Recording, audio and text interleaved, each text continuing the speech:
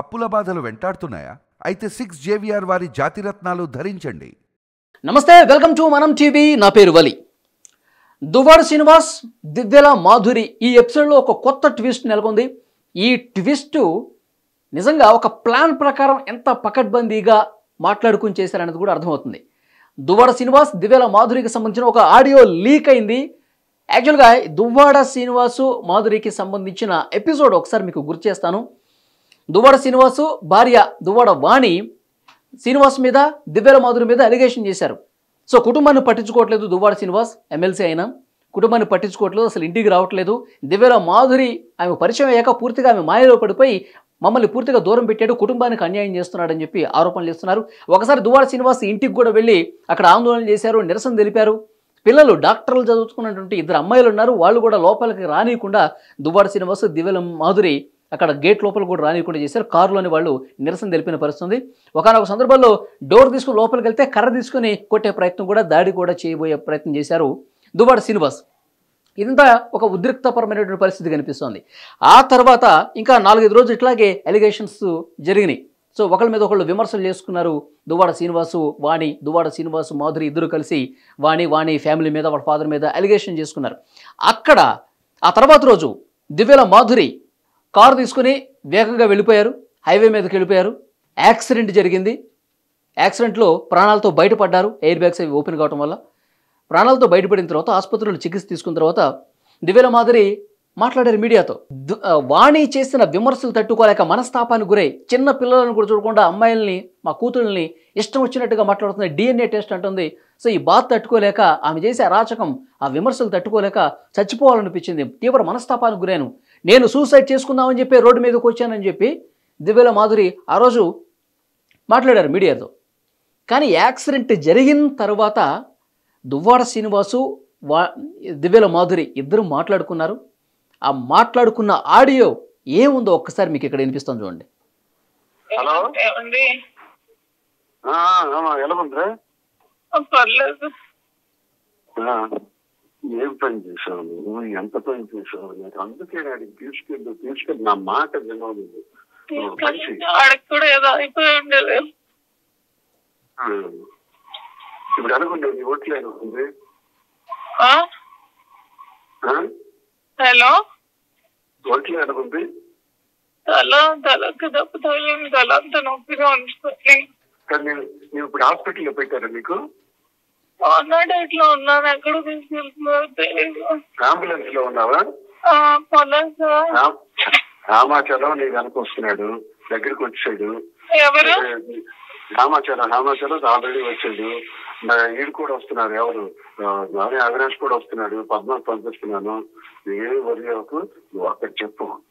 దీన్ని ఏం చెప్తానంటే, నేను కావాలనే సూసైడ్ చేసుకోవాలని చూపించాను. ఆమె దువ్వాడ వాణి చేస్తున్నటువంటి అరాచకం 4 రోజులుగా చేస్తున్నటువంటి నేను చనిపోవాలని నేను గుర్తించాలని చెప్పి అదొకటే మాట చెప్పేసి అలా నీకు డాక్టర్ ఇవన్నీ నేను చూస్తాను, కావాలని అందరూ వస్తే పర్వాలేదు. ఇది యాక్సిడెంట్ జరిగిన తర్వాత ఇంకా ఆసుపత్రికి వెళ్తుంది. 108 అంబులెన్స్లో ఉంది దివ్యల మాధురి. ఆ సమయంలో దువ్వాడ శ్రీనివాస్ ఫోన్ చేసామంటున్నారు, ఇప్పుడు ఎలా ఉందో ఒంట్లో అని అన్నారు. ఆ తర్వాత హేమాచలం వస్తున్నాడు, పద్మ వస్తుంది, అవినాష్ కూడా వస్తున్నాడు, డోంట్ వరీ అని చెప్పి ఒక విషయం చెప్పు, నేను ఈ వాణి చేసే అరాచకాలు తట్టుకోలేక సూసైడ్ చేసుకుందామని చెప్పి రోడ్డు మీదకి వచ్చాను, సూసైడ్ చేసుకున్నాను అని వాణి మీద చెప్పేసి నేను చూసుకుంటా తర్వాత అన్నాడు. మనస్తాపానికి చెంది నేను హైవేలో వెళ్ళి గుద్ది చచ్చిపోదాం అనుకున్నాను, నన్ను ఎవరు కాపాడుతారు.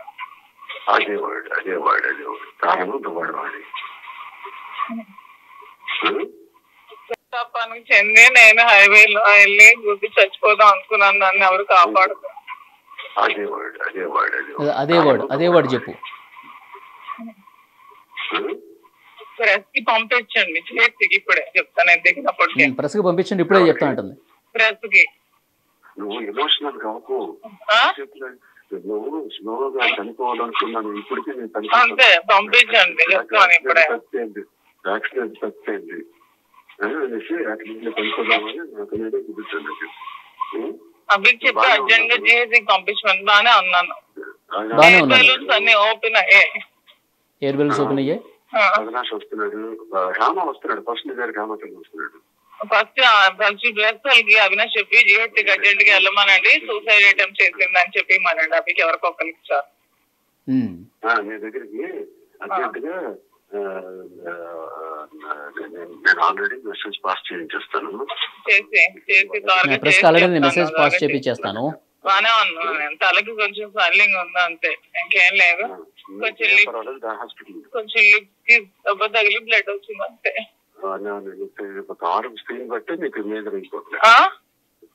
కారు బాగా బాల్తో పడిపోయింది కదా, ఆ రోడ్ నుంచి ఈ రోడ్ కి పల్పి కొట్టేసి ఏంటో మరి నువ్వు అక్కడ చెప్పు.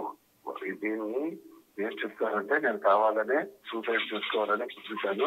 ఆమె దువాడు వాణి చేస్తున్నటువంటి అరాచకం 4 రోజులుగా చేస్తున్నటువంటి నేను చనిపోవాలని నేను గుర్తించాలని చెప్పాను. ఒకటే మాట, అదొకటే మార్గం. సో ఇక్కడ క్లియర్గా దువ్వాడ శ్రీనివాస్ ఆ రోజు యాక్సిడెంట్ అయినప్పుడు ఇంకా అంబులెన్స్లోనే ఉంది, ఫోన్ చేశారు. ఇది ఒకటే మార్గం. ఈ 4 రోజుల నుంచి దువ్వాడ వాణి అరాచకం చేస్తోంది.